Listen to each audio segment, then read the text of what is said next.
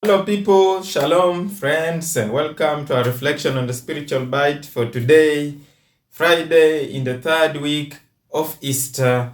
Today at Mass, we read the first reading from Acts chapter 9, which is about the conversion of St. Paul, the conversion of Saul into being a believer. He made that encounter with the Lord, struck with a great flash of light, falls down, and then hears a voice calling him from heaven and saying, "Why are you persecuting me?" And Paul humbles himself and says, "Who are you, Lord? Let me know who you are. Who is this that I'm persecuting without knowing?" And then the conversation goes.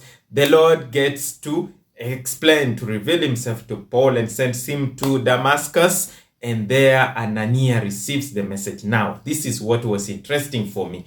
The conversation, the frank conversation between Ananias and the Lord Jesus. The Lord wants to give him a mission. Ananias, who is hesitant to take upon this mission because of what he heard about Paul, how he had so much anger, so much mistrust for the Christians, how he was dragging men and women and children into prison and persecuting them, and how he was aware that if he is in Damascus, it is for that very motive that he has come to do. The Lord tries to make Ananias understand, but Ananias was hesitant. Dear friends, the Lord wants to give each one of you, each one of us, a mission. It is upon us to discuss with the Lord, frankly entering into conversation with the Lord, so that he may help us to understand, to grasp the necessity of us going to that mission, the necessity of us being evangelizers, the necessity of us being people who live out the gospel in our daily lives and be able to transmit it to others. Ananias just shows us that example.